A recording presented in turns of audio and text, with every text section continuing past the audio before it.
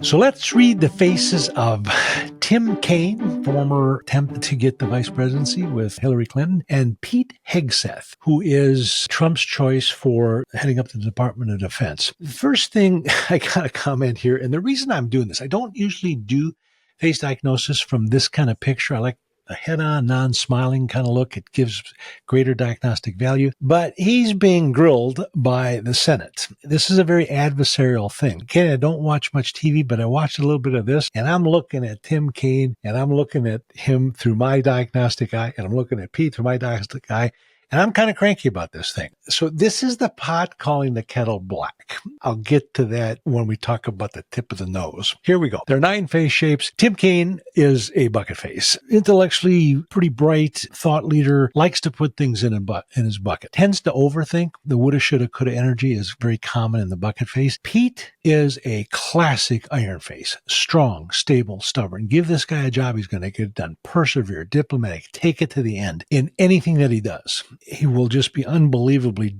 dogged in his approach to getting the job done in things he's interested in. If he's not interested in this, screw it. The guy was a soldier. Good choice, in my opinion.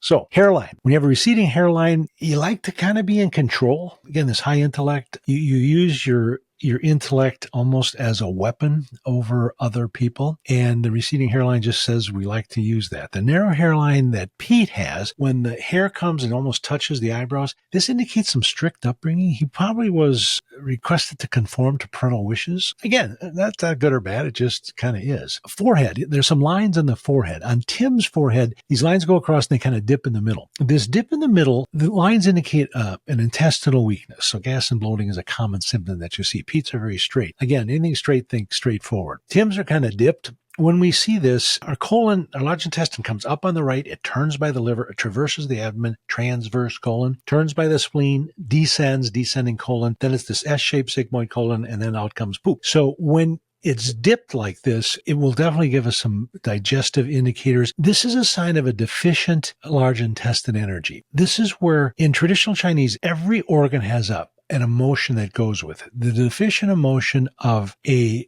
large intestine is despair. Oftentimes, people will be diagnosed with depression. Depression is, I'm depressed, this is the reason why. There's a very cause and effect aspect. Despair is more of a hopelessness component. There's some despair in Tim's life, perhaps losing the vice presidency. I don't know. But I would be concerned with that. And with a bucket head, they tend to think about that too much, and they may weaponize that despair in a very critical way. So again, with Pete's, the lines are straightforward, still an intestinal indicator. So let's talk about weaponizing that entity. Notice the eyebrows on Tim. They're very upward sloping. They come this way. This is a sign of being hypercritical. Is he critical of himself? Yes. Is he critical of others? Absolutely. Now, with Pete's eyebrows, they're very straight. Anything straight, just think straightforward. Just very common sense, down to earth approach to life. So here you get a guy that's critical attacking someone that's very straightforward. Can be a tad adversarial. Underneath the eyes, notice the puffiness that you see under Tim's eyes. This is a kidney indicator, and there's some lines that come out of there. A little less puffiness in Pete's and a little less of a line. But this, again, both have a bit of a kidney deficiency. Kidney governs bone. Tim's going to have some arthritic issues, low back pain, joint pain, frequent urination, nighttime urination. Those things are commonly seen with this. Fear is the emotion of the kidney. So that's the deficiency. Tim shows more of a deficiency where Pete shows more of an excess. Now, the excess emotion, the deficiency is fear. The balanced is being careful. The excess is being fearless. And with that iron face, Pete tends to be a rather fearless kind of guy. Wouldn't mess with him. But both have some pretty interesting adrenal stress markers, and they are under stress. But this is where pot calling the kettle black kind of thing comes into play. Notice the tip of the nose of both of them. Pete's is kind of squared off, straightforward. Tim, it's red, it's full of veins. In medicine, we refer to this as rhinophyma. It's a classic indicator of alcoholism. Is Tim an alcoholic? Could be other reasons for this. He could have some cardiovascular issues that are going on. But my feeling is Tim drinks more than he should. And he's accusing Pete of drinking.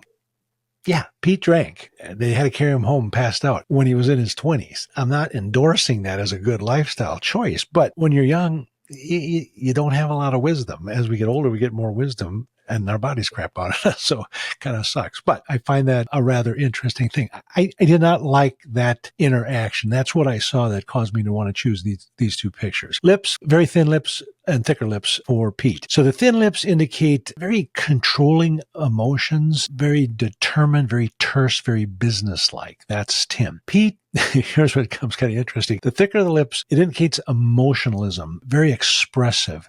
It's about sensuality. This is why many of the actresses blow up their lips, these incredibly beautiful women, and they get these lips that look like a clown mask on them. It's just ridiculous. But lips represent sensuality. So Dad's sensuous and he's very social, and this also indicates him being rather hot-blooded. Chin is the last thing we'll talk about. Tim's chin is rounded. This indicates he's a good mediator. He's also got this hook-shaped line in his chin, which indicates prostate weakness. He's got a prostate problem. For us men, it's kind of not if, it's when it's going to come. Pete's chin is square.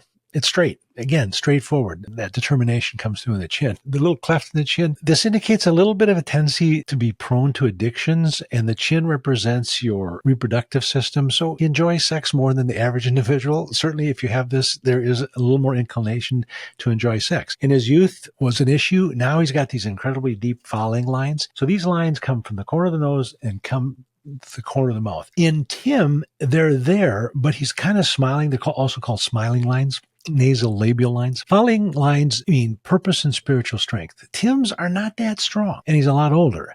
Pete's are extremely strong. This man knows his purpose. He's found it. He knows it, and has immense spiritual strength. He will use those things to get over these other problems that affect us when we're young and foolish. So I did have to do the pot calling the kettle black, and this was a classic example. Don't like this kind of thing. Let's be nice to each other. Hope you enjoyed. Have you enjoyed the faces we've diagnosed thus far? Do you have someone you'd like to see diagnosed? Put it in the comments and it just might happen.